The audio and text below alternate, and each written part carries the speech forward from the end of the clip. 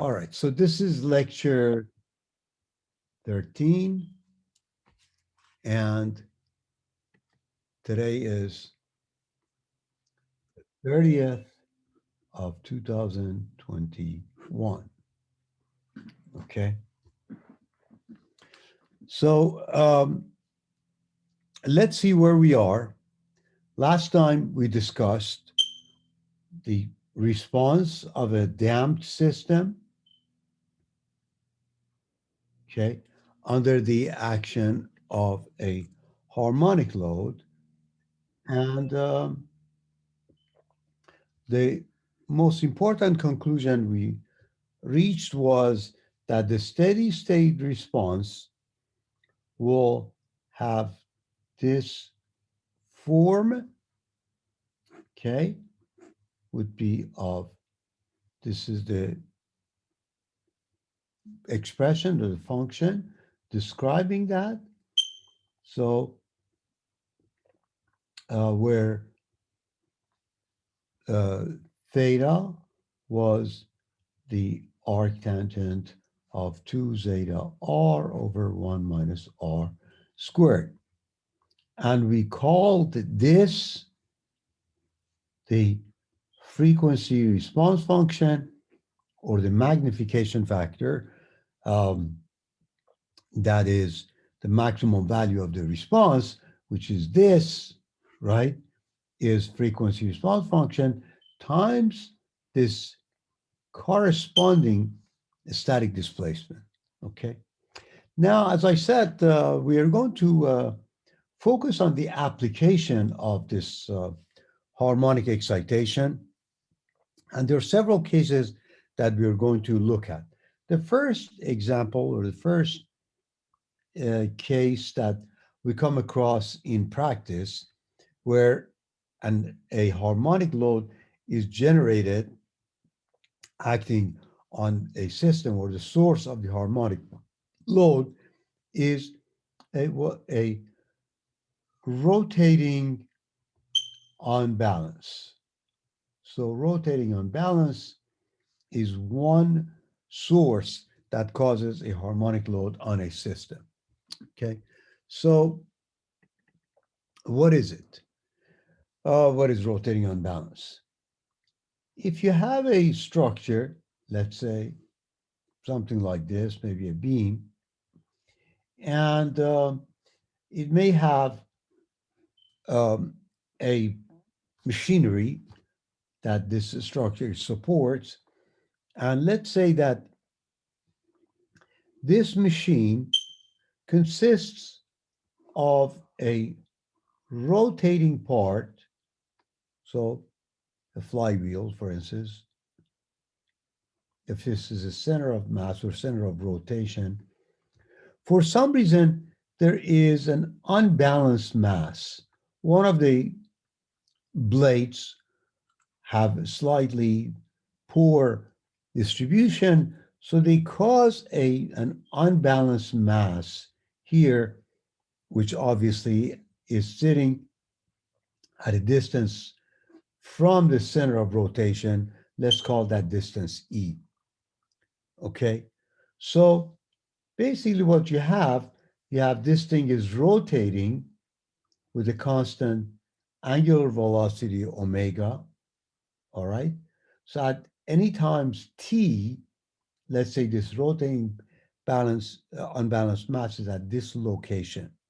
Now, let us establish a reference frame, let's say with respect to the original static equilibrium position of this mass right here, okay? The if as when this machine is operating, okay, the uh, machine, the mass is moving up and down due to this rotating unbalance, right? So the displacement of the center of um, mass, let's say BU. In other words, this thing is moving up and down, right? With respect to this line, the center of mass is moving this distance U. This unbalanced mass is rotating, okay? This angle obviously is omega. So if you project this rotation of this unbalanced mass along this y-axis or the u-axis, then you will have this, which is what? Which is E times sine omega. In other words, the displacement of this with respect to this line, okay? So the total displacement, okay, of this rotating mass with respect to this reference frame would be u plus E sine omega t. Now, obviously this mass is, let's say, the mass of the rotating unbalance is m sub E. So the remaining structure, its mass, remaining this big piece, would be m minus m sub E. And as this thing is going up and down, what happens? Let's look at the free body diagram here. This is the mass. This is a rotating unbalance, okay, at m sub E. This is m minus m sub E. So as this thing is moving up and down, the mass, it is supported by this structure, which represents a stiffness and a damper, is subjected to these two forces, okay? This rotating unbalance is moving with respect to this reference frame, u plus E sine omega t. So what are the inertial forces? There's an inertial force, obviously, of this guy, this big mass, which is moving a distance of u, its center of mass. So its mass is m minus m sub E times u double dot. And this little guy, which generates also another D'Alembert force, which would be m sub E times its acceleration, which is a second derivative of this displacement that is experiencing. So it would be u plus E sine omega t second derivative. So this is the free body diagram of the system that we're dealing with, okay? Because this mass basically is supported by this spring and damper that represent this beam, right? So let's sum up all of these, or in other words, write summation of forces equal to 0. So what do we get? We get m minus m sub E u double dot plus m sub E times basically the second derivative with respect to time of u plus E sine omega t plus cu dot plus ku is equal to 0. So this is the equation of motion. So if you simplify that, what is the second derivative here? You have first derivative u dot plus E omega cosine omega t. The second derivative because u double dot minus E omega squared sine omega t. That's what it would be, right? That's second derivative uh, would be that. So let's simplify that. You have m sub u double dot minus me u double dot plus me times u double dot minus m sub e times e omega squared sine omega t, okay, plus cu dot plus ku is equal to 0. These two cancel out, so the equation of motion simply becomes mu double dot plus cu dot plus ku, and I will take this to the other side, m sub e times omega squared sine omega t. So this is the equation of motion due to a rotating unbalance. What does this tell you? This tells you that we have a damped system subjected to a harmonic excitation, except that in this case, the amplitude of this forcing function is not a constant value, f naught, but it is rather a function of the rotating frequency and, of course, the mass of the rotating of the unbalance and distance from the center of rotation. But nevertheless, you have same form, you have this function, right, on the right hand side, which is harmonic. And we established that we derived that for a system subjected to harmonic excitation, okay, what Professor? happens? We know that the steady state response was, Professor? yes. Could I see the what you wrote at the bottom of the last Oh, page? I sure. kind of missed it. Thank you. Sure. So this is the equation of motion we derived for this system subject to rotating unbalance. And I'm now comparing that with what we had before. This is the amplitude, right? So if that's the amplitude we had for a system subjected to a harmonic excitation, this was the response, right? 1 minus r squared plus 4 zeta squared r squared times sine omega t minus theta. This was the frequency response function. However, in this case, f naught is this, is m sub e omega squared, okay? That is f naught. So I need to substitute that in here. So in this case, the response will take this form, would be m sub e times omega squared divided by k, right?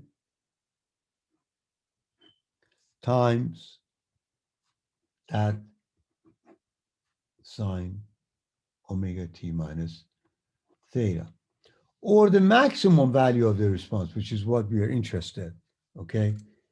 U max would be this. I'm going to rewrite that. M sub e omega squared divided by k divided by 1 minus r squared plus 4 zeta squared r squared. I don't like the if I don't like this form, so I would just simply multiply this by omega n squared and divide it by omega n squared. Remember, omega n squared, of course, is k over m. So if I do that, okay, I will take this and write this as omega over omega n is the frequency ratio.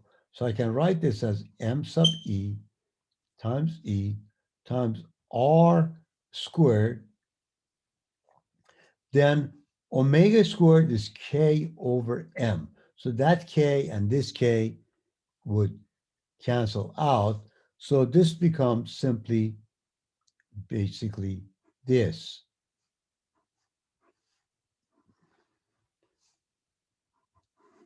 So that's what you get for the, so if I can rewrite this, becomes m sub times okay, divided by m times r squared over 1 minus r squared plus 4 zeta r squared. So this is going to be u max in this case. Okay. So let's compare these with this case.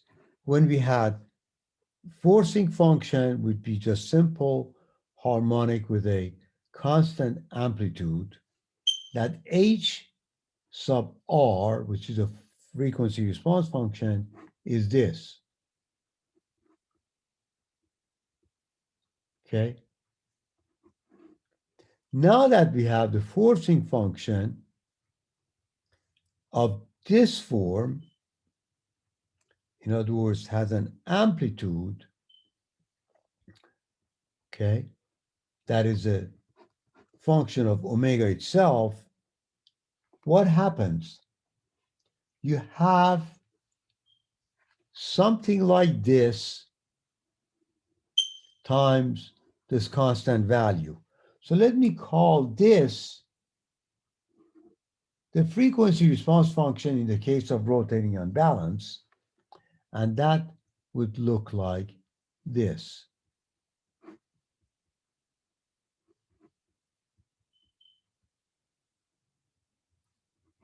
Okay, so you can see it is different, or if you want, if you prefer, you can write the h in this case would be m sub e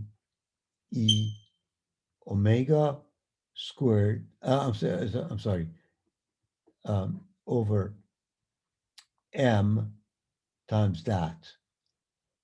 Or if you prefer, you just leave it as that. Write it as m sub e times omega squared over k times 1 minus 1 r squared plus 4 zeta squared. But this form is what I'm interested, because that is what is really causing, in a way, the amplification to the system with respect to the static displacement. Or, in other words, this is analogous to what we had before in this case. So we're going to plot that function, see how it looks like. So let me plot that I have a function. clarifying question on this. Yes.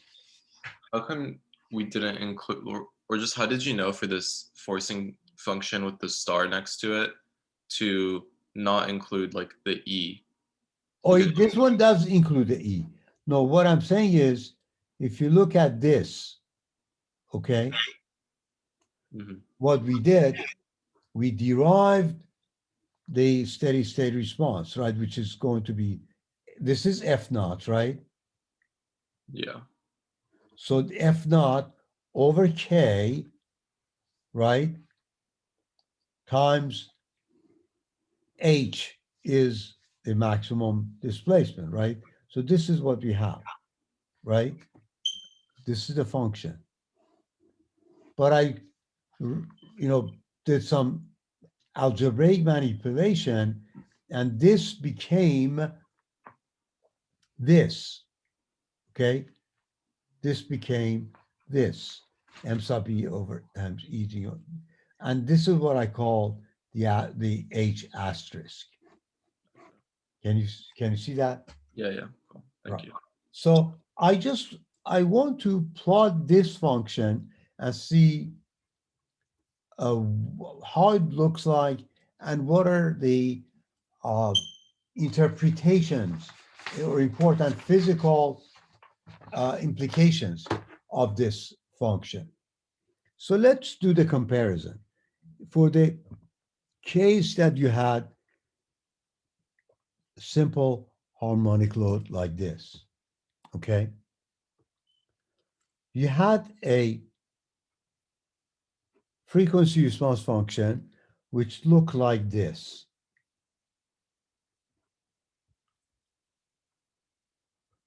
And when you plotted that,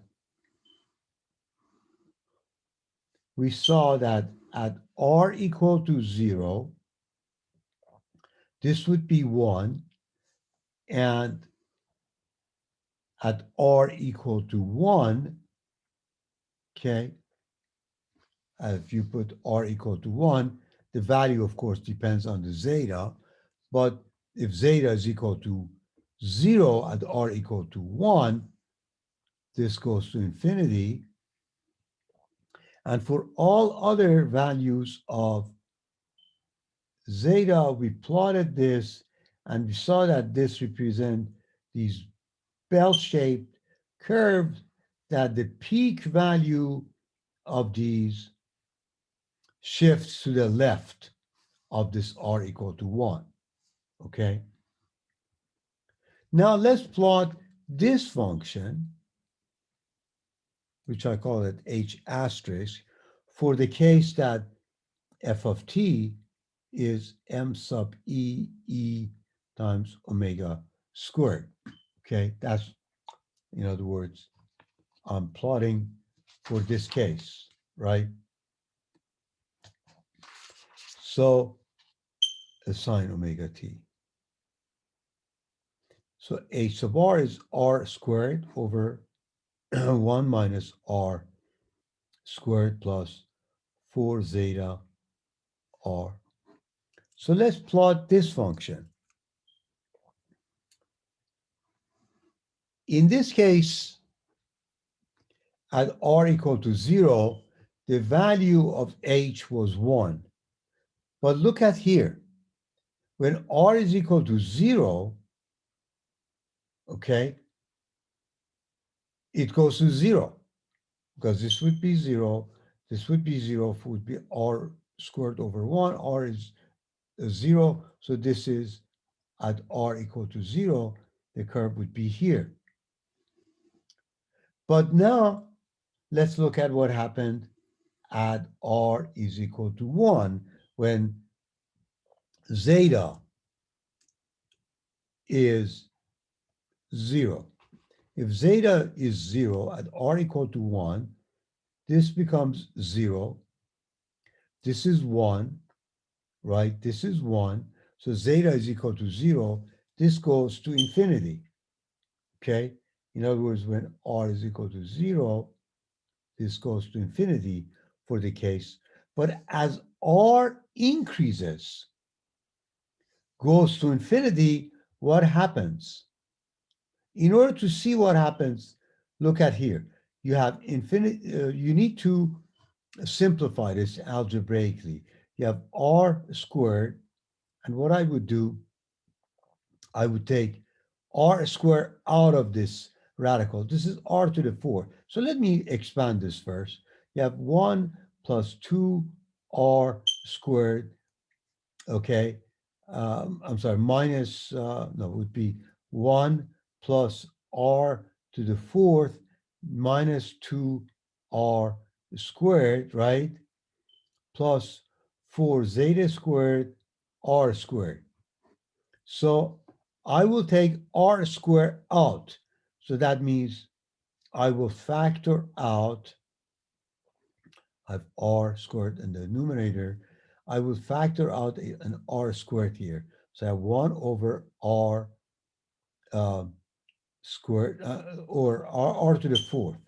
I have 1 over r to the 4th plus 1 minus 2 over r squared plus 4 zeta squared over r squared, right? So I take r squared out, so you have r squared over r squared times 1 over r4 plus 1 minus 2 over r squared plus 4 zeta squared over r squared.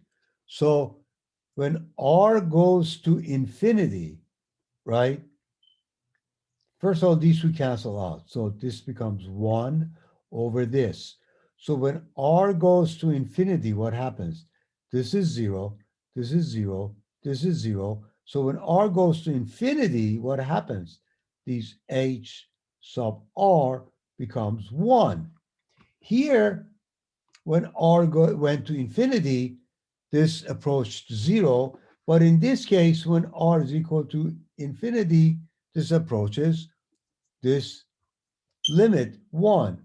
And that's regardless of what the damping ratio is. But if you plot this curve for different damping ratios, this is what you observe. As the damping ratio increases, and I'm not going to go through the mathematics as I did last time, but you can do that if you want to find the maximum value, take the derivative of this function, equate that to 0, substitute that in this, see where that or that peak value occurs. But you could see that if you plot all these functions, the peak, you see here, as damping increase, let's say if this is 0.1, so this is 0.5, the peak value shifts to the left. Here, as damping increases, okay, the peak value shifts to the right of R equal to 1. And similar to the case before, as damping ratio is greater than 0.71, all these curves fall below this line of R equal to 1. Okay?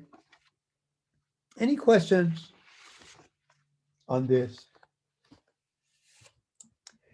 So, since this is a very important plot, I'm going to focus a little bit on that and let's do further interpretation. So what I will do, I will redraw that plot for various cases.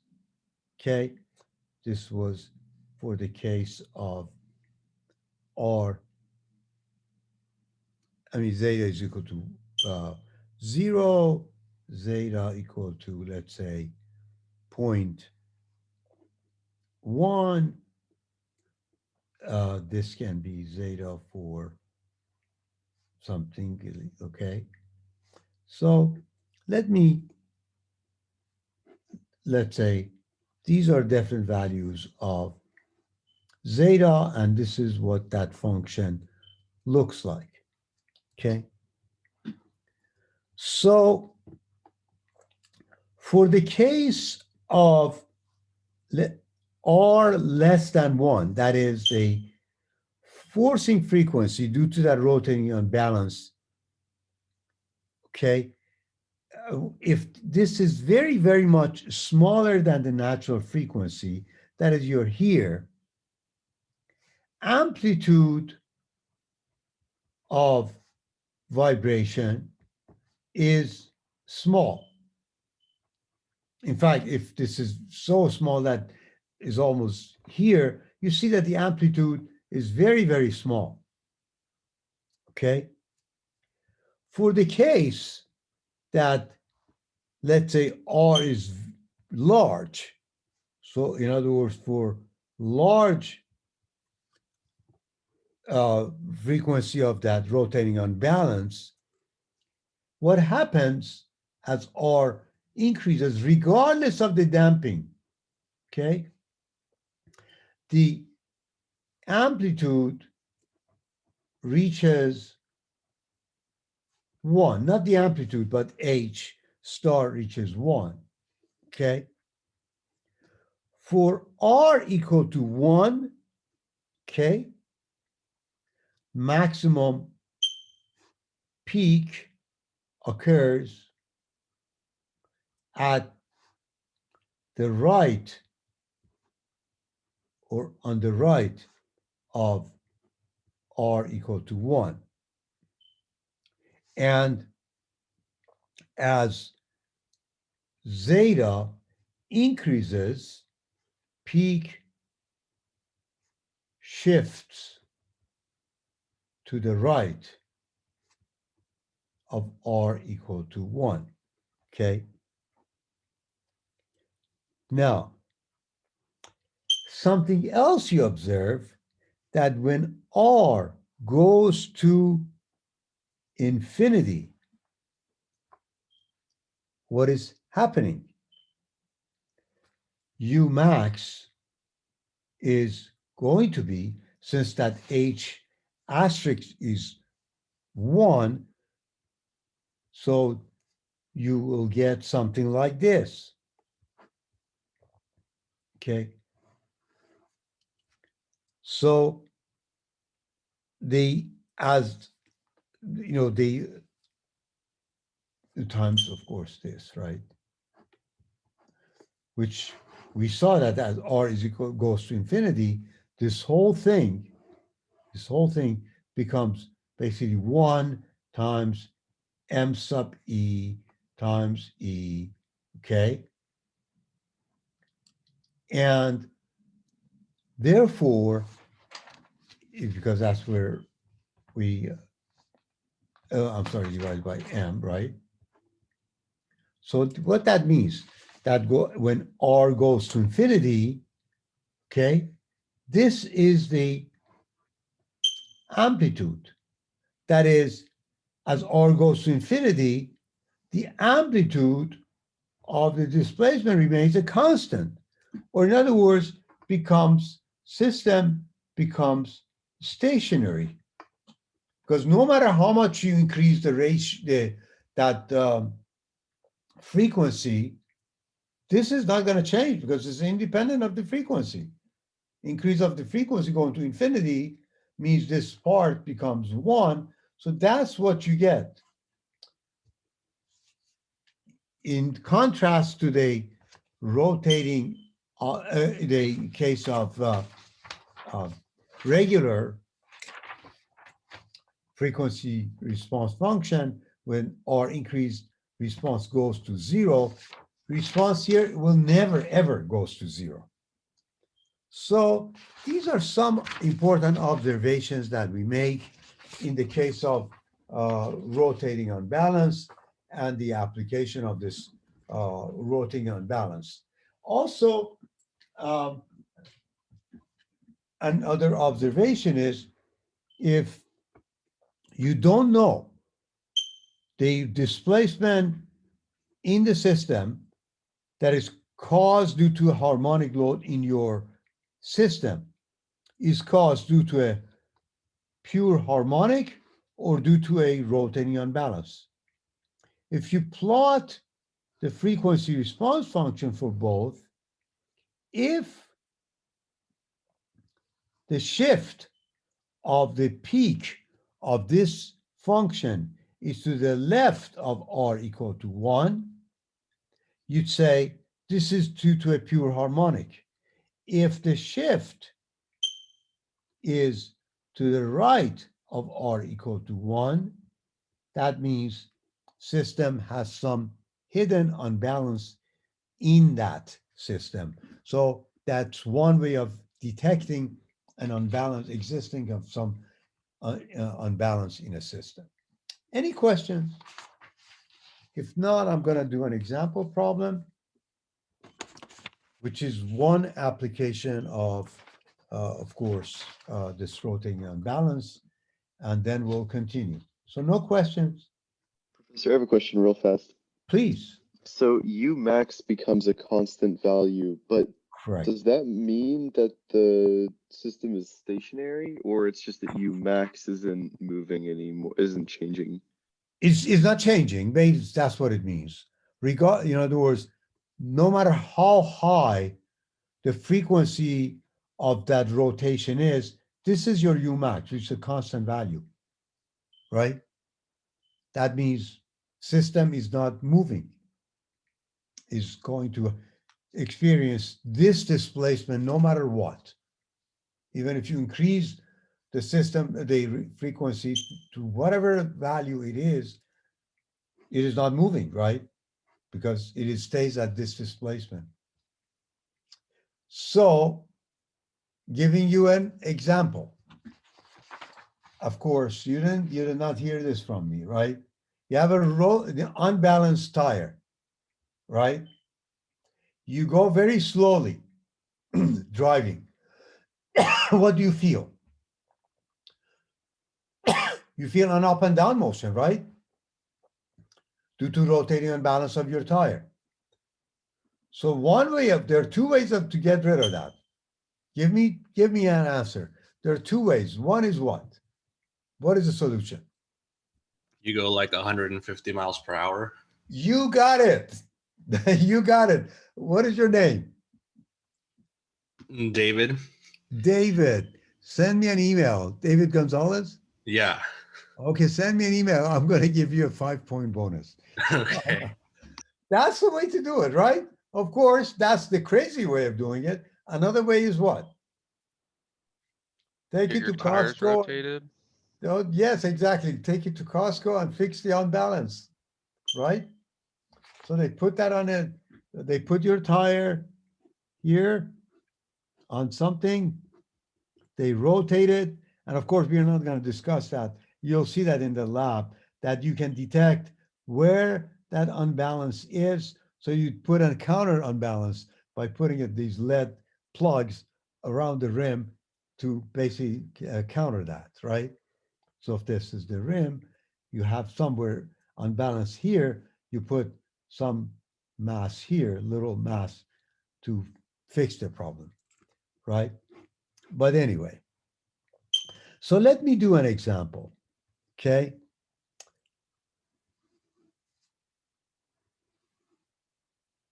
Okay, I put all these lectures on YouTube, as you have probably noticed it, if some of you have checked it out.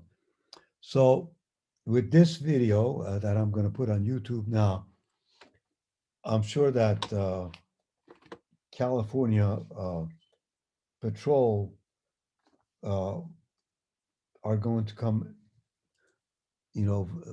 for me next time that I'm driving on the highway, because they say this guy's promoting driving 150 miles an hour, right? Okay. All right. So I'm going to do a few problems, including the unbalance. So let's start with this. Let's say you have a beam and it has a machinery sitting on it, say some kind of this is a structure, maybe this is a chiller with some rotating part inside, okay? So this machine itself has a weight of 16,000 pounds, which is of course pound force. The structure that supports it has a damping of 10%.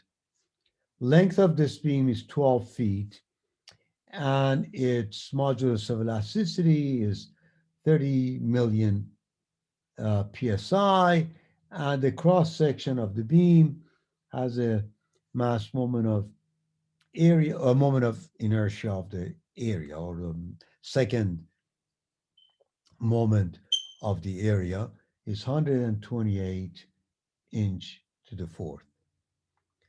So there's a motor in this system. The motor is operating at 300 RPM, but you also know there is an unbalance of 40-pound force at 10 inches from the center of rotation. Okay, so you want to find displacement caused due to this unbalance.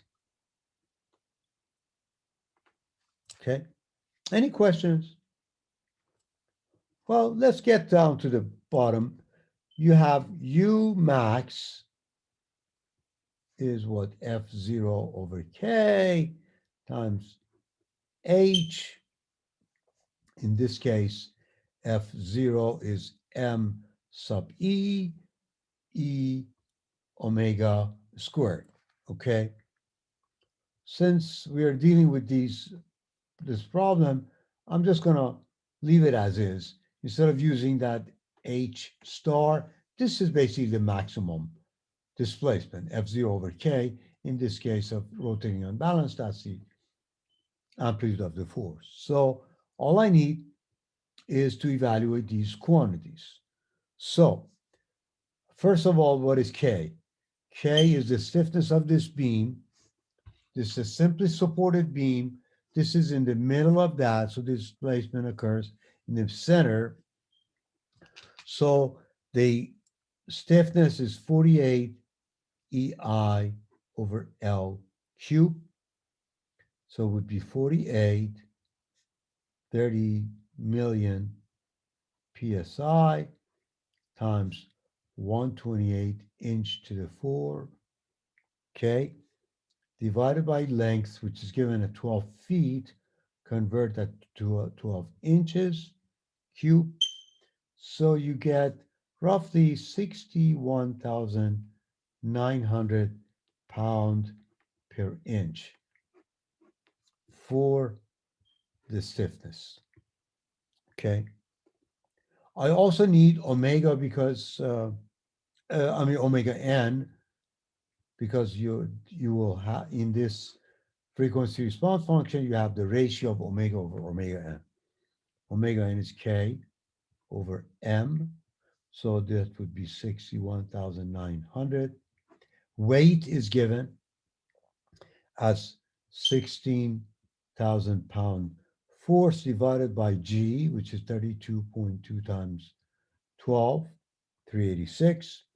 So this comes out roughly 38.65 radians per second. So that's omega n. Omega Oh, is Professor? yes, What do you divide the 16,000 by? What value is that? 386? And that's what does 32 times 2 times 12 g. Okay, okay. Yes, right. Because that's the weight, so I'm dividing it by g. Omega is 300 RPM as it's given. So multiply that by 2 pi divided by 60, you get that to be 31.4 radians per second. So R, which is omega over omega n, would be 38.65 divided by 31.4 is roughly 0.81. Okay. So amplitude, which is what we need here, which is m sub e omega squared, would be m sub e was given, was the weight actually 40 pound force.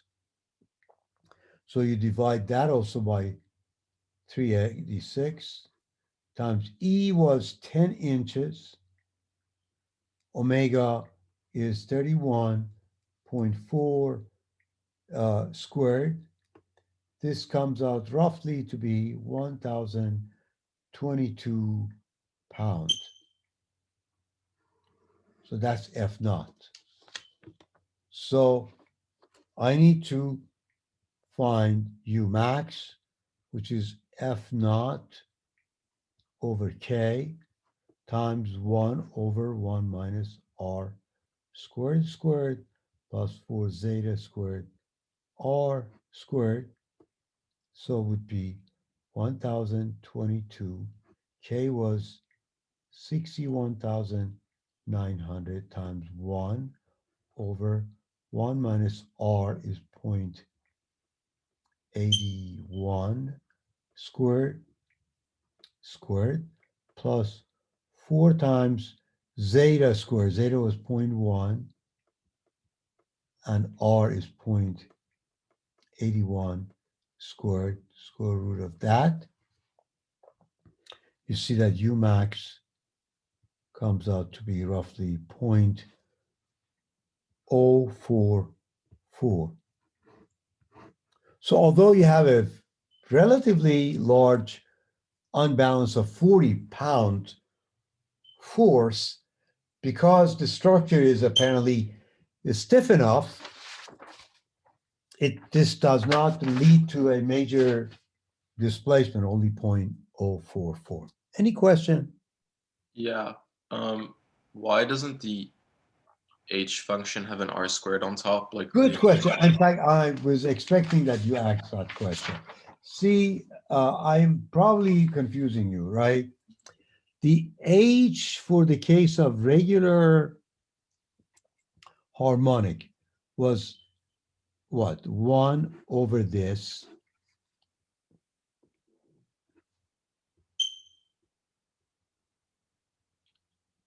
So this is when you have F naught sine omega t. U max then was what simply F0 over K times this. Okay.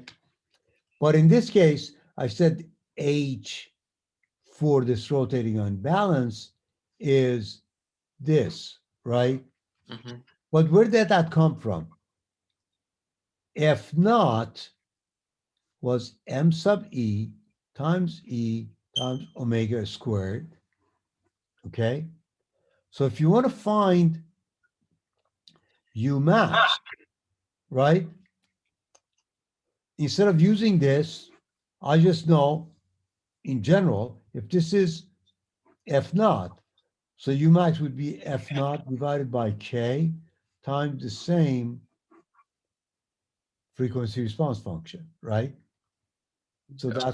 that's how I figured U max.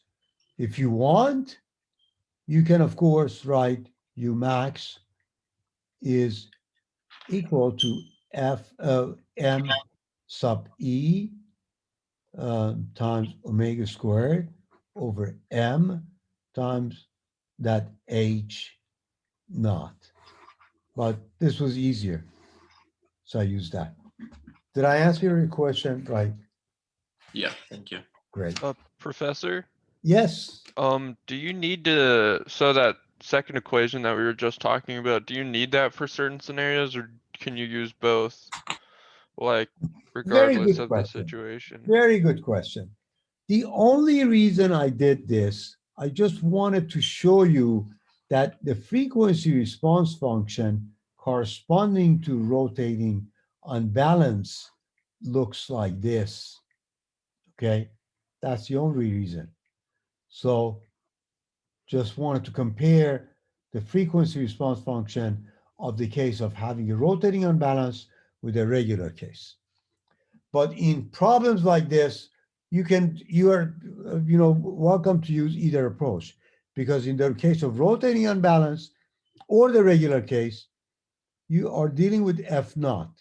In the case of regular sine omega t, right, U max is simply F0 over K, which is the static displacement times this. For the rotating unbalance, F naught is M sub E times omega squared. Okay. So if you consider that as F naught, okay, you still use U max being F0 over K, whereas F0 is this times that. So as you can see, it would be a little bit easier to stick to that. Okay.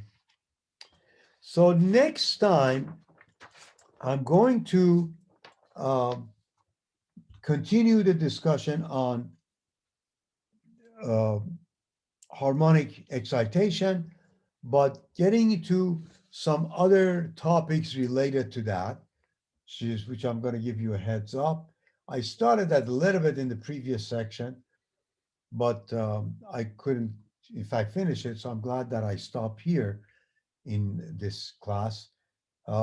Next time we're going to talk about input displacement and then transmissibility ratio. As I said, we're going to spend some time on this harmonic excitation because that's a very important topic in mechanical vibrations.